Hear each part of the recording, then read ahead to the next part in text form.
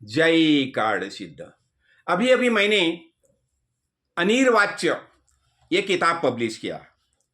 तो ये किताब जो है उसके जो जिसने लिखा है वह है श्री नरसिंह माणिक प्रभु।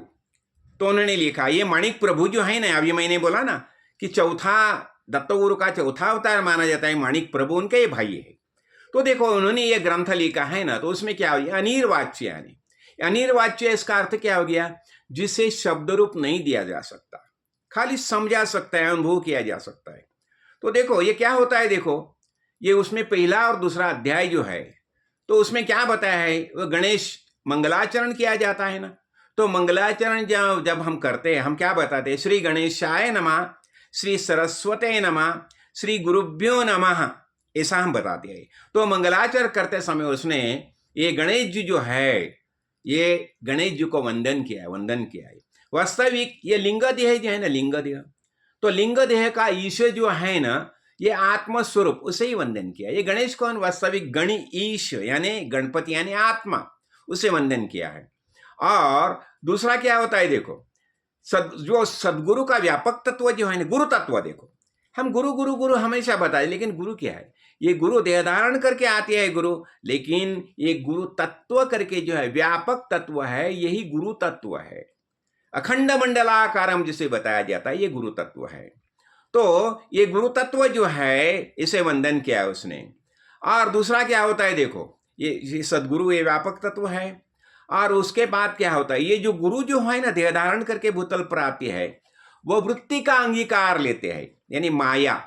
जैसे सिद्धरामेश्वर महाराज बताते हैं, जब भी मैं तुम्हें बोध करता हूं तो मैं एक पैर नीचे आता हूं, तुम मेरे शिष्य हो, मैं गुरु हो, ये भाव मेरे हृदय में निर्माण करता हूं, और बाद में मैं प्रबोधन करता हूं।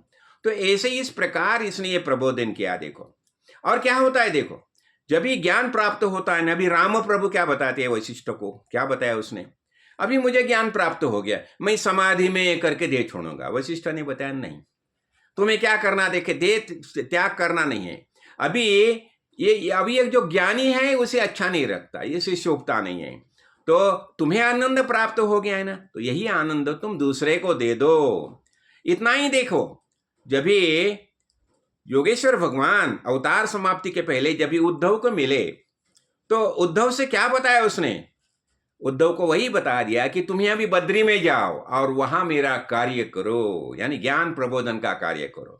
इतना ही नहीं, देखो रामकृष्ण परमहंस ने विवेकानंद को यही बताया कि भाई विवेकानंद बोले नहीं मैं अभी निर्विकल्प समाधि में जाऊंगा, तो बोलते नहीं ऐसा नहीं है, तुम ज्ञानी हो गए ना, यही ज्ञान का प्रबोधन करो। तो ऐसा ही ये नरसिंह तात्या जो है ना, पूज्य नरसिंह तात्या, उन्हें ज्ञान तो हो गया, लेकिन ज्ञान प्रबोधन करने के लिए उसने अनिर्वाच्य ग्रंथ लिखा है। देखो, और इस ग्रंथ का जो श्रद्धा भक्ति से श्रवण करता है उसे आत्मज्ञान प्राप्त होगा ही। अभी क्या बताया जाता है, उसने क्या हुआ, अब जो आगे आगे चल के क्या होता है, देखो जो उसमें तीसरा अध्याय ने, उसमें सब सदगुरु की लक्षणें बताई। देखो इसमें गुरु लक्षण आई है, सदगुरु लक्षण आई है, और शिष्य लक्षण भी आए।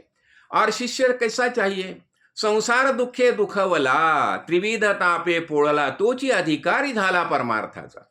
जो संसार चक्र में जो दुखी होता है ना, वही परमार्थ की तरफ मुड़ता है, नहीं तो नॉर्मल आदमी नहीं मुड़ता। वो खाली धर्म अर्थ और काम इसमें मशगूल रहता है, मोक्ष की उसे जरूर ही नहीं रहती, ऐसा होता है।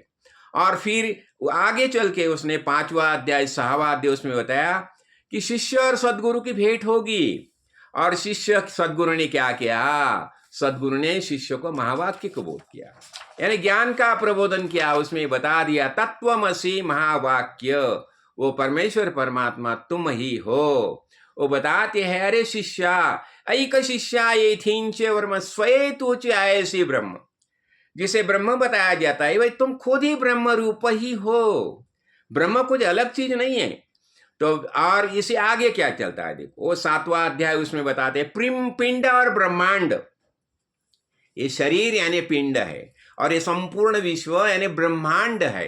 देखो जो पिंड में है वही ब्रह्मांड में है, ये पिंड तो पंचभौतिक है और ब्रह्मांड भी पंचभौतिक है। सगुण विश्व जो है ना, सगुण देह, ये सगुण देह है, वैसा ही संपूर्ण विश्व सगुण ही है। तो ये जो तत्व पिंड में है वही तत्व ब्रह्मांड में है। और ये सृष्टि की निर्मित जो होगी है वो कैसी होगी उसके बारे में सब बातें बताई। वास्तविक ये सब दासबोध में सब आया है और दासबोध के सभी प्रवचन के माध्यम से मैंने समझाई है, तो भी मैं ये संक्षिप्त में समझा रहा हूं। और देखो क्या होता है, देखो इस एक समय हम ये आत्मज्ञान हो गया, फिर हम अलग उड़ते ही नहीं है। यह तत्वमसि महावाक्य का जो विवरण किया जाता है, तो उसके बाद ये कोई भगवान कोई अलग है, मैं कोई अलग हो, क्यों? मैं अभी खुद को शरीर नहीं मानता, शरीर धारण किया, लेकिन ये शरीर में रहने वाला चैतन्य रूप आत्मा यही वास्तविक हमारी वास्तविकता होती है। इसलिए हम अभी क्या है, हम अभी चिन्मय परमात्मा यही रूप से हम जीते हैं। देखो आगे चल के जो 10वां अध्याय है ना, उसमें उसने बताया है ये माया खंडन किया है। माया क्या है, दिखाई देती है, संपूर्ण दृश्य जगत दिखाए ना, लेकिन ये क्या है, ये दृश्य जगत है, उसका विलय करना हम सीखते हैं। और विलय कैसा करने का, ये लकड़ी है ना समोर, ये लकड़ी का, ये देखो ये टेबल है, ये कुर्सी है, तो कुर्सी का विलय करो और लकड़ी बनाओ, लकड़ी का विलय करो, अणु बनाओ, परमाणु बनाओ, और अंत में स्पेस रहती है। इसलिए ये संपूर्ण दृश्य जगत का विलय करना सीखो और चिन्मय परमात्मा परमेश्वर हम ही है ये भाव करो। देखो, और ये ब्रह्मांड में क्या होता है, संपूर्ण सृष्टि देखो, पिंड, ब्रह्मांड, चंद्र, सूर्य, ये सब माया की उत्पत्ति है, माया से निर्माण हो गया है। हाँ, और क्या होता है, पूर्व पक्ष में सब बातें समझाई जाती है और सिद्धांत में एक ही बताया जाता है, एकमेव चैतन्य। पूर्व पक्ष में सब वर्णन किया जाता है, जिसे अपवाद बताया जाता है ना, तो ये सब बताया जाता है। शुरू में है करके, बाद में नेति नेति नेति ऐसा होता है। पहले इति इति इति करके समझाया जाता है, फिर नेति नेति करके समझाया जाता है, और अंत में शेष एक ही भगवान रहता है। देखो, और सिद्धांति मूलभूत अखंड परिपूर्ण निसंग निर्विकल्प निर्गुण निराकार देश काल वस्तु परिच्छेद रहित ऐसा आत्म तत्व तुम ही हो, यही ज्ञान दिया जाता है। देखो ऐसा ये है ना, इतना ही नहीं, हमने देखा ना अभी छंदोग्य उपदेश में, जब भी अरुणी अपने शिष्य को, उद्धारक शिष्य को बोध करते हैं, तो तत्वमसि महावाक्य का एक बार नहीं 9 बार उसने रिपीटेशन किया है, बार बार समझाए। तो देखो अभी ये किताब जो मैंने लिखी है, आप शांति से पढ़ लीजिए, और उसमें कुछ आशंका होगी तो जरूर मुझसे आप पूछ सकते हो। इसका अनिर्वाच्य यानी क्या है, ये संपूर्ण शुरू से शब्द में वर्णन किया जाता है, लेकिन शब्द ही माया ही है।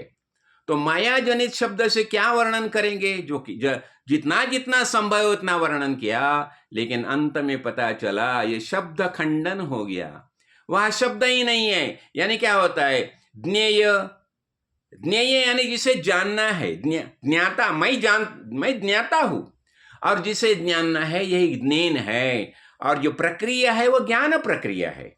लेकिन अंत में यह त्रिपुटी भी नष्ट हो जाती है और तीनों का एक में विलय जाता है, वही खास वास्तविक आत्मज्ञान होता है।